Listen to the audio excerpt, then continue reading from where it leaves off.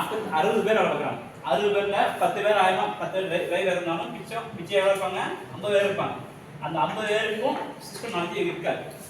நான் ஒர்க் பண்ணுறது 100 பேர் என்னையும் சேர்த்து வாட்ச்மேனு ஆயிரம் எல்லாம் சேர்த்து 100 பேர் இருந்தோம். இப்போ ஸ்கூல் ஸ்ட்ரென்த்து கொஞ்சம் இல்லாமல் குறைஞ்சாங்க. லாக்டவுனுக்கு அப்புறம் எல்லாத்துக்கும் ப்ராப்ளம் வச்சு குறைச்சாங்க. நான் இருக்கும்போது எப்படி அவங்க ஈஸியாக ஈக்கோ ஃப்ரெண்ட்லி யூஸ் பண்ணணுன்ட்டு சாஃப்ட்வேர் அவங்களோட கம்பெனியில் கேட்டு அதே மாதிரி இவங்களுக்கு என்ன பண்ணணும், ஸ்டாஃபுக்கு எப்படி இருக்கணும், எப்படி ஈஸியாக இருக்கணும், நான் இந்த மண்ணில் இருக்கணும், மற்றவங்க ஃபாலோ பண்ணணும், அதுக்கு மாதிரி ரெடி பண்ணுறதுக்காக எல்லாம் வாங்கி செஞ்சு கொடுத்து இன்றைக்கி அந்த ஸ்கூல் நல்லபடியாக ரன் ஆகிடுச்சு. அதில் அவர் வந்து எங்கள் ஒய்ஃப் வேலை பார்க்குறாங்க. ஓகேவா?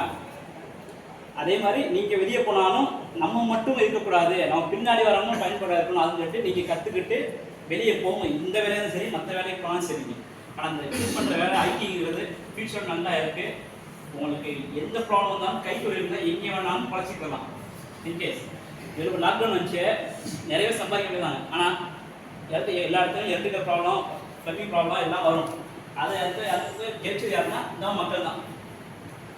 காய்கறிக்கு கடை பண்ணாலும் ஃப்ரிட்ஜ் வைக்காமல் இப்போ நாங்கள் எங்கேயும் போங்க, யாரும் ஃபோன் அடித்தாலும் திடீர்னு வேலை வைப்போம். அந்த மாதிரி நானும் குறைச்சிக்கிட்டேன் லாக்டவுனில். கிட்டத்தட்ட லாக்டவுன் என் கை கொடுத்து கை தொழில் தான்.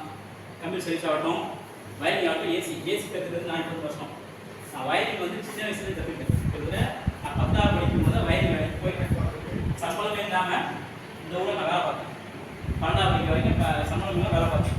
12ஆவது முடிச்சதுக்கப்புறம் காலேஜ் சேர்ந்தேன். காலேஜ் போயிட்டு கம்ப்யூட்டர் ஒர்க்கு ஸ்டூடெண்ட் சேர்ந்ததுக்கப்புறம் கம்ப்யூட்டரில் ரீசைஸ் பண்ணுறது, எப்படி வாய்ஸ் போடுறது அப்படின்னு கற்றுக்கேன். அதில் சரி போனால் கற்றுக்கணும். நிறைய கஷ்டங்கள் வரும்.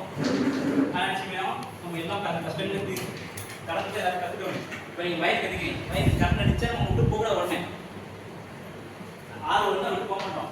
ஓகேவா? அதெல்லாம் ஒன்றா கற்றுக்கிட்டா தான் நம்ம ஃபியூச்சர் நாளைக்கு நம்ம ஒரு ஆள் சொல்லிக் கொடுக்க முடியும். நம்ம சொல்லிக் கொடுக்குறது தான் நமக்கு கொஞ்சம் ஒன்று இந்த டவுட்டு வரும். அதில் இப்போ நீ ஒரு ஆளுக்கு ஒன்று சொல்லிக் கொடுத்தீங்கன்னா அது டவுட் வரும். அந்த டவுட்டை நீங்களும் கிளியர் பண்ணிக்கலாம், அவங்களும் கிளியர் ஆகும். எல்லாரும் மொத்தம் ஒரே நாளில் எல்லாம் கற்றுக்க முடியாது.